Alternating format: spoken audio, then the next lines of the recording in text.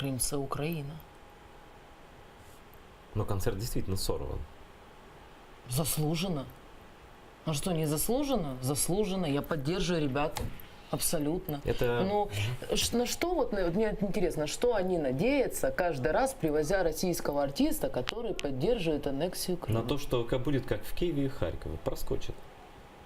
Он же до этого 2 концерта дал в Киеве и в Харькове. Ну, ты знаешь, я поддерживаю пацанов, потому что так надо бороться. Ну а что, ну давай мы будем выбирать, ну давай мы будем выбирать слова, как это ж правильно сказать, чтобы на нас не подумали. Если ты воюешь, ты должен воевать на всех фронтах.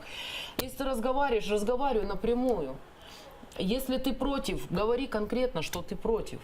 Ты должен воевать вот на всем направлении, они вот это вот, а что там скажут, как, я абсолютно их поддерживаю. Это знаешь, как такая, и Райкин сам, вот ты говоришь, на кого они рассчитывают, а вот сам Райкин, да, 3 года назад или 3,5 года назад он восторгается аннексией Крыма, потом спокойно приезжает в страну, в войне, с которой он восторгался, вот прям открыто. Он до этого времени не извинился, не сказал, ой, что-то я не то сморозил, ой, я увидел, что происходит в Крыму, ой, я увидел на Донбассе, что потом произошло впоследствии Крыма, да, и мне стыдно, ребята, простите, просто простите, даже ничего говорить другого, я был неправ. Этого достаточно, я думаю, было бы, чтобы украинцы ему рукоплескали, потому что на самом деле украинцы, ну давай скажем прямо, очень доброе общество и добрый народ, и если русский извиняется, там, да, то к нему относятся нормально.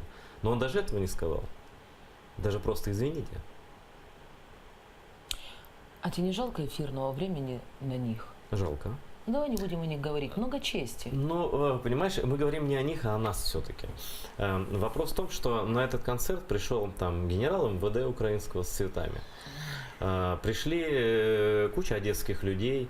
Эти люди, которые пришли сказать Райкину в лицо, что Крым это Украина, они подверглись обструкции со стороны зала, со стороны одесситов, со стороны граждан Украины. А поведение самого Райкина, вот я не знаю, это может быть похоже на 5-летнего ребенка, который визжит от радости, когда у кого-то, у соседа там умер родственник, да, а потом приходит и говорит, звонит в дверь и говорит, откройте, я вам стишок за конфетку прочту, да, ну иди, мальчик, не надо нам стишки твои, да. А они едут спокойно, видимо, потому что есть некое количество таких, как ты вот назвать этих людей, которые готовы проглотать все и встречать. Вот как ты для себя определяешь, кто эти люди?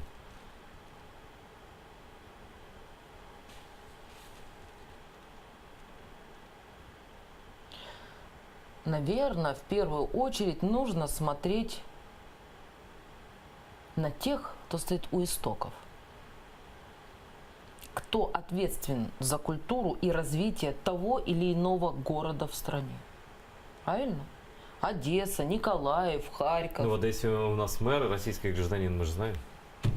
Вот я тебе про это и говорю. Поэтому не удивительно. А что же мы тогда хотим? Вот, и имеем.